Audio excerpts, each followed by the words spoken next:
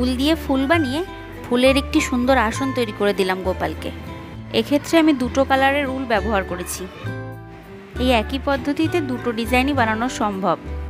আমার হাতের সামনে থাকা এই বোতলটির সমান দৈর্ঘ্যের 12 বার আমি এই কালো উলটিকে নিয়ে নিলাম। আসলে এই কাজটি আমি স্কুলের বাচ্চাদের হাতের কাজ হিসেবেও শিখিয়েছিলাম, তাই স্কুলে এসেই করা আর কি। 12টি সমদৈর্ঘ্যের উল নেওয়ার পর আমি ওই উলেরই একটি ছোট্ট অংশ নিয়ে মাথার দিকে একটু গিঁট দিয়ে নিলাম।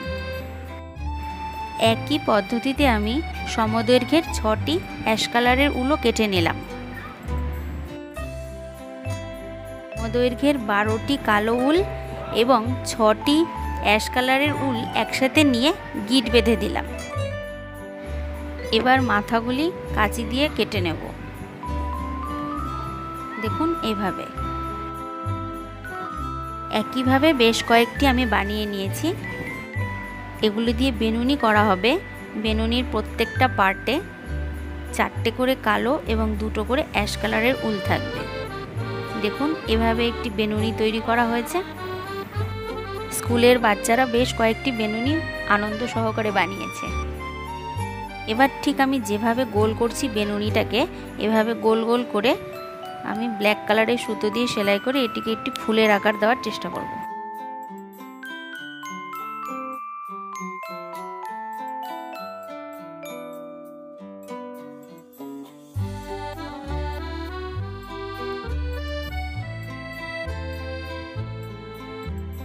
বেশ ঘন করেই বিপরীত দিক বরাবর আমি সেলাই করব সুচ ঢুকিয়ে, যাতে ফুলের শেপটি গোল হয়।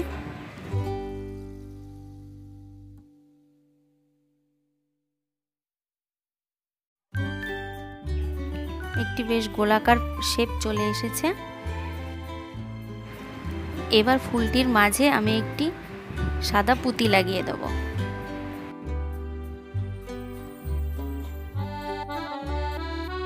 এবার একটি ছোট্ট পরিষ্কার কাপড়কে আমি একটি হার্ট শেপ করে রাফলি একটা ড্র করে নিয়েছি এবং এটিকে কাঁচি দিয়ে কেটে হার্ট শেপ দিয়ে দিয়েছি।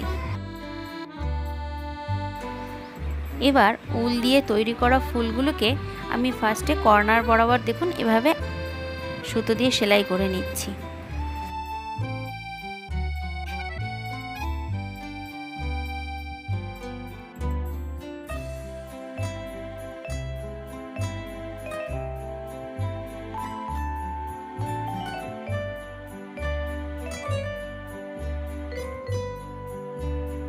কেউ চাইলে এই ডিজাইনটিও কিন্তু করতে পারে।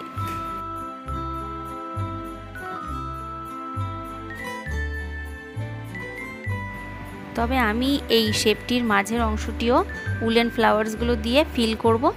দেখুন আস্তে আস্তে এভাবে ফিল করে নেওয়ার চেষ্টা করছি, অবশ্যই সুচ সুতো দিয়ে সেলাই করে।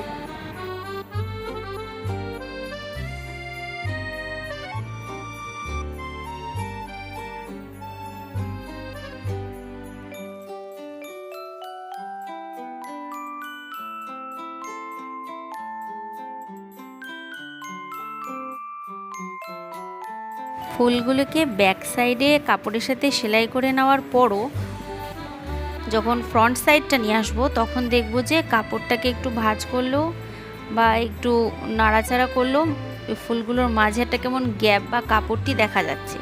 তাই সেক্ষেত্রে আমি প্রত্যেকটা ফুলকে একে অপরের সাথে আবার সুতো দিয়ে সেলাই করে নিলাম।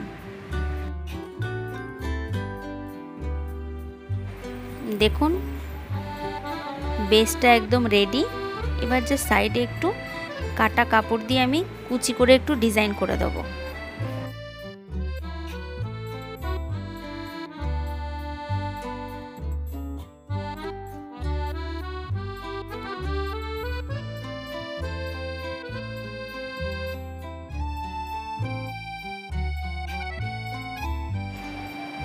এবার সৌন্দর্যের জন্য আমি এই পুঁতিগুলো প্রত্যেকটা কুচির ওপরে সেলাই করে নিয়েছি। এবার পেছন সাইডটা দেখতে খুবই খারাপ লাগছে, তাই আরেকটু কাপড় কেটে পেছনে লাগিয়ে নেব যাতে কিছু দেখা না যায় পেছনটা বা খারাপ না লাগে। ব্যাস রেডি আমাদের গোপালের আসন। Thank you.